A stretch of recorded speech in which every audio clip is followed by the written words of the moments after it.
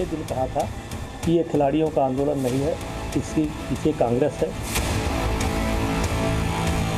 तो जो गलत करता है भाजपा उसके साथ होती है और वो भाजपा के साथ होता है। जिसके साथ गलत होता है, कुछ आईटी सेल थी जो पूरा देश में जश्न मना रही थी। लड़ाई अभी खत्म नहीं हुई है, कोर्ट में केस चल रहा है। ब्रजभूषण को पूरा बीजेपी पार्टी उनको सपोर्ट कर रहा है। आमतौर पर सियासत में ऐसी तस्वीरें एक दल के लिए फायदा तो दूसरे के लिए नुकसान का सियासी संदेश होता है।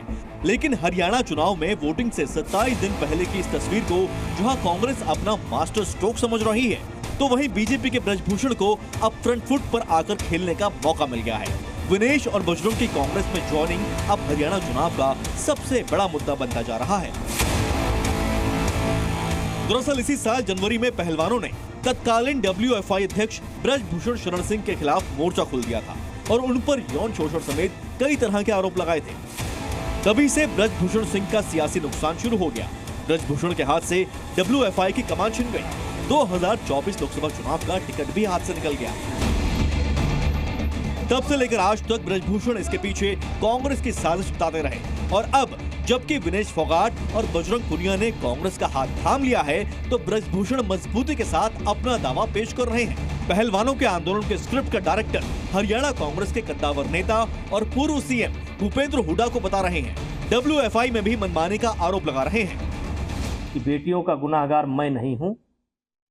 बेटियों के सम्मान का कोई अगर गुनाहगार है तो बजरंग है, विनेश है, ये आंदोलनकारी है और जो स्क्रिप्ट लिखा भूपेंद्र हुड्डा ने, ये जिम्मेदार है, मैं जिम्मेदार नहीं। क्या वजन के बाद 5 घंटे तक कुश्ती रुकवाई जा सकती है? आप नियम की बात कर रही हैं।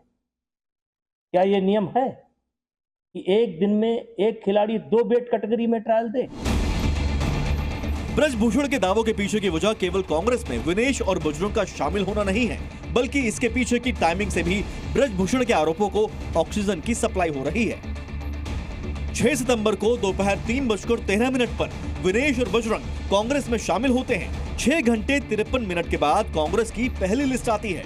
विनेश फोगाट को कांग्रेस जुलाना सीट से अपना उम्मीदवार बनाती है। बजरंग पुनिया को ऑल इंडिया किसान कांग्रेस के वर्किंग चेयरमैन की गद्दी दे दी जाती है। 7 घंटे के इस सियासी गणित को आधार बनाकर ब्रजभूषण अपने आरोपों से 9 महीनों के जख्म पर मरहम लगा रहे हैं। वहीं ब्रजभूषण के आरोपों पर कांग्रेस भी अटैकिंग मोड में आ गई है। बीजेपी के चाल, चरित्र और चेहरे पर सवाल उठा रही है। आजादी की लड़ाई का उदाहरण दे रही है। कांग्रेस को पीड़ितों का हितैषी बता रहे हैं। जो गलत करता है भाजपा उसके साथ होती है और वो भाजपा के साथ होता है। जिसके साथ गलत होता है कांग्रेस उसके साथ लड़ती है, उसकी आवाज उठाती है, आगे भी उठाएगी और वो भी कांग्रेस को इसीलिए पसंद करते हैं। 6 खिलाड़ियों ने FIR कराई थी, पुलिस कंप्लेन कराई थी। आपने देखा उस FIR में क्या क्या धाराएं लगी हुई हैं ब्रजभूषण शरण सिंह के खिलाफ। ये ब्रजभूषण शरण सिंह क्या कहते हैं, वो आज की डेट में महिलाओं को, लड़कियों को, महिला पहलवानों को छेड़ने के आरोपी हैं।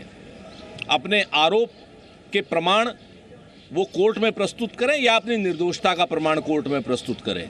हम विनेश जी के साथ में हैं, पहले से महिला पहलवानों के साथ में। वो हमारे दल में आए या ना आए, साक्षी मलिक तो हमारे दल में नहीं आई, हम तो उनकी लड़ाई भी लड़ रहे हैं।